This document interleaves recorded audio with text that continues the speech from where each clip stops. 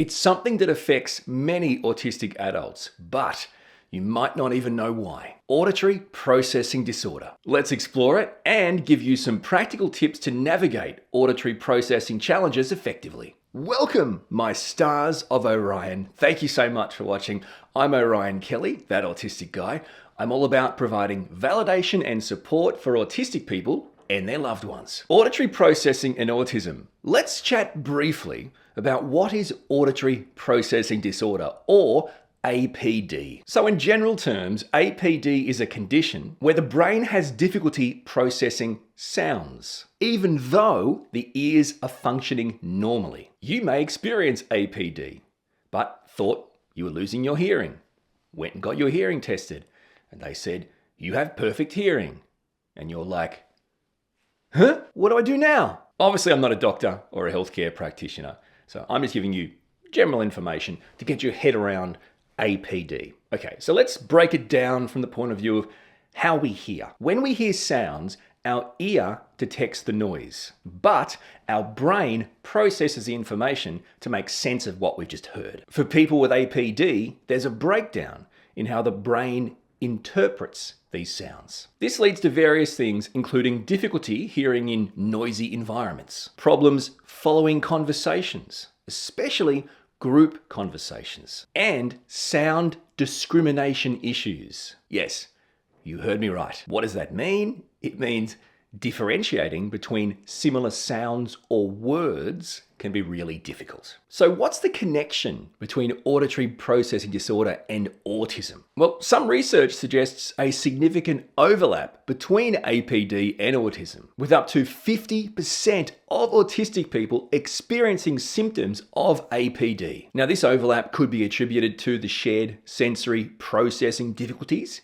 experienced in both conditions. So for example, an autistic person may have a hypersensitivity to sound, which obviously exacerbates the problem. And by problem, obviously, I mean the challenges posed by auditory processing disorder. It's also been suggested that autistic people have differences in the structure and function of the auditory cortex, so the part of the brain responsible for processing sound. And these differences can impact how sounds are perceived and understood. Let me give you some practical examples of how an autistic adult may experience auditory processing disorder. A difficulty in following conversations. This can include struggling to keep up with group conversations that have overlapping voices. Another example is background noise sensitivity. Due to some autistic people's hypersensitivity to sound, we can become overwhelmed by environments, which causes us to not be able to actually understand what we're hearing. Now, I mentioned this briefly at the start, but I want to zero in on how this manifests for autistic people, and that is sound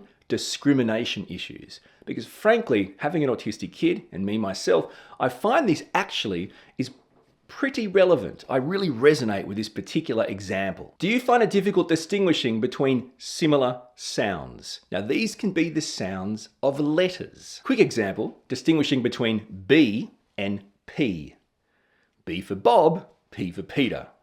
Or cat and cap. Cat, meow, cap on your head. Another example is delayed responses. Countless times in my videos, I've talked about how autistic people process things differently, and as a result, can take longer to process things. Like we talked about earlier, the ear hears the noise, the brain interprets what it is it's actually hearing.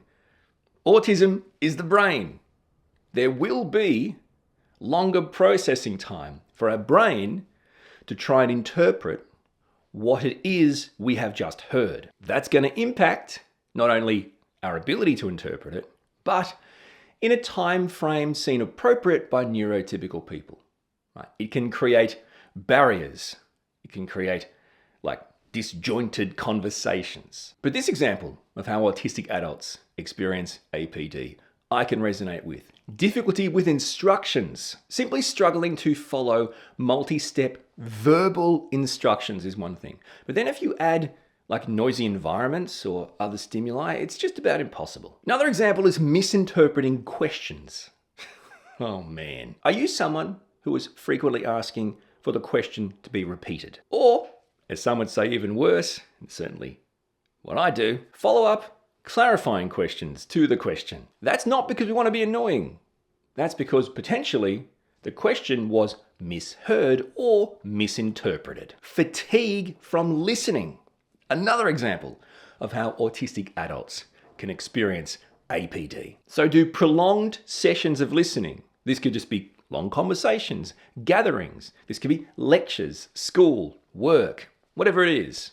Do you find that sucks your energy dry? And this shouldn't be a shock. Mental exhaustion from your brain trying to interpret what it's hearing over extended periods of time, prolonged periods of time, that seems like a no-brainer. That's probably the wrong thing to say. But this example is an unacceptable reality of life. Phone calls. Yes, an example is a difficulty with phone calls. Whether you're diagnosed with auditory processing disorder or as an autistic person you simply have auditory processing challenges, phone calls should be banned.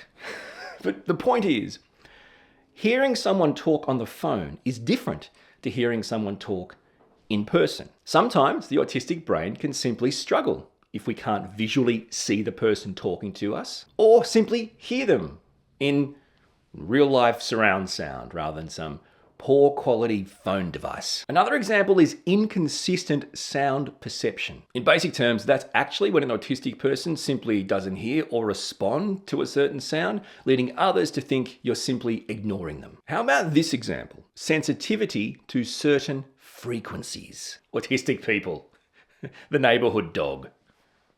Do you experience discomfort, even pain, from certain sound frequencies? And this can be anything. It could be high-pitched alarms. It could be certain music, some animal sounds, the wind coming through a squeaky door, whatever it is. I can relate to this. But this example is so me. Mishearing words. As an autistic person with auditory processing challenges, do you feel like you are almost always mishearing words? Frankly, in my situation, this often just leads to funny situations. I mean, it can be funny, it can be complicated, it can be bad, it can be sad, it can be everything. But for me, sometimes I'll mishear words. I'll say the word I thought I heard and people just find it funny. And I'm cool with that because in the end, it is funny. But it's still an experience that might not be funny to others. Okay, stand by for an autistic paradox. As autistic people, and I've spoken about this, we, with our speech, can be very atypical. Okay, so we don't necessarily have a good grasp of the tone, the pace, the volume, right? And we can be loud, fast talkers. Now, the issue here is an example of APD for autistic people is in fact a difficulty with rapid speech. Yes, autistic people can speak fast and loud, but that has no relevance to our brain's ability to hear someone else speaking fast and be able to hear it and then interpret it. This is actually a challenge, certainly for me as an autistic person. Oh, and don't start me on people that mumble. Enunciate your words, champ. Struggling to hear in noisy environments, a lot of autistic people probably think, I'm just going deaf. I've got an issue with my hearing. Maybe I need my ears cleaned, whatever it is. In fact, that, in some situations, can be an example of experiencing APD. So it's not that you are losing your hearing, it is that your brain is struggling to interpret what you're hearing in busy, overstimulated environments. Another example which I reckon you might relate to as an autistic adult, experiencing some sort of auditory processing challenge, is around accents. Now, you may be watching and you aren't Australian. I'm from Australia. I have an Australian accent. You may not. You may understand what I'm saying. You may not. The question is, would you say that my particular accent is a quite strong, very different dialect that is hard to understand, or is it pretty similar to yours? Either way, these become challenges. So I think the stronger the accent, the more different the dialect, the harder it is for our brain. Did I say bane? You think darkness is your ally. I meant brain. To interpret it and let's just move on. I was born in the darkness. It's my bane. Another example where you might think you're actually losing your hearing or have a hearing issue and you've got it checked out and they've said, no, perfect. An example of experiencing APD is actually, do you rely heavily on visual cues? So I must need these because my hearing's going bad. Like, it could be gestures, lip reading, written text, the supplementary information you can get. Is that a reliance you have? It's another example. But this example might really reverberate with you. And that is issues with echoic environments. You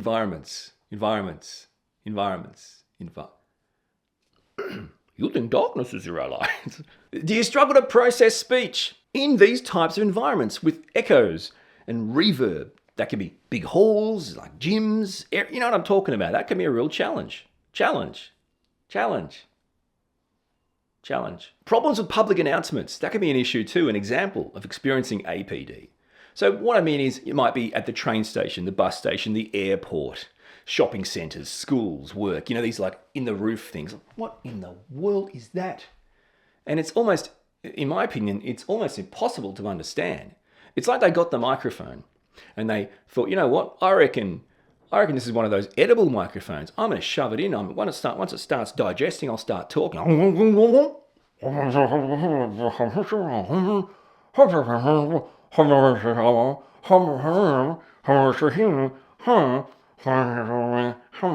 Thank you for your attention. What the just happened? Do you have a difficulty with rhythmic sounds or just a difficulty with rhythm? Because I don't. They call me Dr. Rhythm. But this example of how we can experience auditory processing challenges as autistic people is a real challenge for me, 100%. A sensitivity to unexpected noises. If I could sum up my overall temperament in one word, I'd say startled.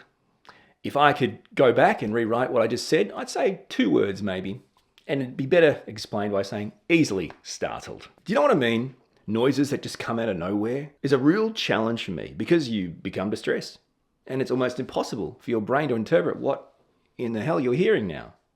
Because that one thing has snapped you out of it. This example can really impact relationships. So as an autistic person, if you have auditory processing challenges, misinterpreting the tone or the pitch of someone, that's obviously a big issue, right? Because, well, what if it isn't an issue and you make it one? You defend yourself or fight back or be aggressive or take it the wrong way because your brain simply took it that way. It heard it, it interpreted it, right, it must be an attack. This kind of stuff is especially prominent in relationships with others. Misunderstandings could lead to emotional issues, breakdown issues in relationships. Even sarcasm can lead to you attacking them when they were just joking. Problems with auditory memory is another example. A quick and easy way to look at this particular example is someone tells you, can you do A, B, and C today? So they've asked you to do something verbally. You may have heard it, but has your brain registered it, interpreted it, and memorized it? That's a whole different story. And this doesn't have to just be demands, like lists of things to do. This could be instructions. This could be, and I hate this one, people's names. I never, ever remember people's names. I hate that I don't, but I don't know why. Where does it go? What happened? But this example is just plain funny. I hope you'll agree. It's misunderstanding the lyrics in songs. How good is it when people get the words to songs wrong? I love that I do it. I'm not saying it's funny for everyone, but it's definitely another example. And going from music to other forms of entertainment. TV, movies. Do you find speech in some TV and movies especially hard to follow, to understand, to get? And regardless of whether it's a loud action background environment or just a standard dialogue scene, you may need the volume to be at a certain level, and even when the volume's at an adequate level, you still may rely on subtitles. Now, again, we're talking about people who've had their hearing checked and said, no, your hearing's great. This is another example of auditory processing. Have you ever tried to learn a new language and found it really difficult? That's another example. A difficulty in learning new languages. Hearing how the words are meant to be said. This can be really tricky. And no matter how many times they say, no, it says like this, and you say it back, and that's what I'm saying. No, you say it like this. I'm saying it like that. No, you're not. It's like, yeah. But as a parent or carer of an autistic person, this might ring true. Okay, an inconsistent response to sounds. An example is the name. Do you often ask someone by name, so Orion, and they fail to respond, and you think they're simply ignoring you? Guess what? Most of the time we are, because you're just annoying. But no, but seriously, It's actually a challenge. If it wasn't, then why do all autistic people seem to have a very similar issue in responding to the sound of their own name? Before I give you some practical tips on how to navigate auditory processing challenges, I have to share some of your experiences. I asked for you guys to share your auditory processing challenges on YouTube, Facebook, and Instagram, and X, and you guys did well. Here's just some of them, my friend. This one is from Laurel.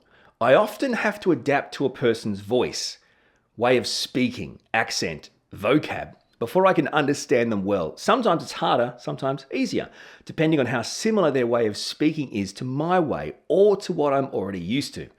It's like fine-tuning a radio frequency on an old school finicky radio. That's awesome. Pointing the antenna in different ways in order to have reception and being able to hear and understand what's being said. With some people, like with some radio stations, it's impossible to get good reception. Anyone else?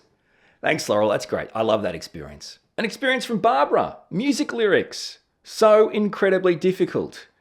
I know every note played, but the words elude me. Very relatable. An experience from Sage. For a couple of years in primary school, I was really struggling with auditory processing. My family started calling me Cabana because I would always respond to it. It's like a snack. Yeah, I'm with you. I don't like it, but I couldn't argue with their logic. It's hard to get my attention if you're behind me, particularly in an enclosed space, like a kitchen where multiple people are talking. Always had auditory processing difficulties, particularly if there are multiple sounds going on at once. Yeah, had my hearing tested and zero issues. It's just processing I have difficulty with. Another experience I bet you can resonate with. From Taito, I have issues with auditory processing constantly. I think one of the awkwardest, but also one of the most entertaining times it happened was during this work-based learning field trip I had in high school. I was paired up with one of my classmates whom I didn't really know that well at the time, and the two of us were told to set up workstations for a new office that was being set up. My classmate tried to make a joke about the cables we were using, and no joke, it took me 3 times of having her repeat herself to hear what she had said, and then it took me another whole minute for me to realize why it was funny. I thought for sure this would forever live on as my most awkward moment of high school, but her and I eventually ended up becoming best friends, and still are. How good is that? So now I look back at these moments and laugh. Take me to your leader. This isn't something that made me laugh, but one way mine manifests is that I very quickly get overwhelmed if someone verbalizes a ton of information to me at once in a long monologue. Don't watch the rest of this video. Part of my negative reaction to it is from childhood trauma of having to listen to endless monologues from a narcissistic mother. However, it's also because I'm trying to digest the first point and then the person keeps piling on additional points and I can't keep up. Absolutely. The way my mind works, I need to evaluate all the information before making a decision. So I'm trying not to miss anything important. But the onslaught of information is making it impossible. Yes. No idea how to say this one, so I'll just go to the comment asking, what? Like I didn't understand them. But a second later, as they repeat what they've said, being annoyed and want to interrupt them because it's arrived in my brain then. This is so relatable to me. You know, someone will say something to you and you'll be like, what? But then before they've even got the second word out of what they were saying, you've answered the question. So it's like you're filling the gap of processing. Sorry, what? Oh, yeah. I can totally relate to that. From Jonathan, more than 3 people in the room or just the TV on and I can't decipher what's being said. Yep, background noise, additional noise, multiple noises, big issue. To the point where someone has told me something terrible happened to them and I laughed because I didn't understand the content. Absolutely, can relate to that. This one from Shadow. I almost always have to ask my boss to repeat things. Because not only will I not hear things if someone talks unexpectedly, but he has a soft, deep voice that's hard for me to understand. Yeah, this is the thing with tone and pace and different things. Absolutely. I would get report cards in grade school saying I was doing great at almost everything, but I didn't pay attention. That was because I'd be focused on something else and the teacher would say something and I'd be blocking everything, especially speech, out so I could concentrate enough to do my work. An experience from Isabel. I may hear what you say, but not be able to separate the syllables or the words. So it's just noise without any meaningful message. Yes. I also have a very hard time knowing which sounds a human voice versus environmental noises. Okay, that's a great experience. So in a noisy environment, I have a very hard time understanding a conversation. Absolutely. I may also need to replay what you said several times to be able to understand it. I may not be able to summarize what's been said. I may need visual support to remember instructions given verbally. Yes, an experience from Carolyn. Mostly, I hear gibberish and laugh because I just turn the sound I heard from the word, sentence said to me into what I literally heard the sounds creating. Just absolute nonsense. Would you like some turkey? Can turn into woolly like turmeric. And I think, what the hell? What wool? What turmeric? What are you talking about? I do this a lot. I do the exact same thing a lot. You say back to them gibberish, like, is that what you said? Clearly it wasn't what you said, but that's what you heard. I totally get it. I heavily rely on lip reading, so if someone's face is covered, it becomes really much harder. All right, a comment from Mike. I've struggled with this all my life, trying to make sense of conversations in noisy environments or with other background sounds, or when the speaker has their back to me. Okay. TV and radio these days seem to have some sort of background music during presentations like news, traffic alerts, etc., and I find that so distracting. I've always struggled with using the telephone as I can't see a face to have some backup from lip reading. Also, in a work environment and being left-handed, I'd have to hold the handset in my right hand to my left preferred ear to free my left hand for taking notes. Okay. I had several hearing tests over the years, including a brain scan which did not show any hearing impairment. It wasn't until my ASD diagnosis last year that the cause of my difficulties were explained. And one final experience from Alison. I really struggle when people have a strong accent or speak too fast.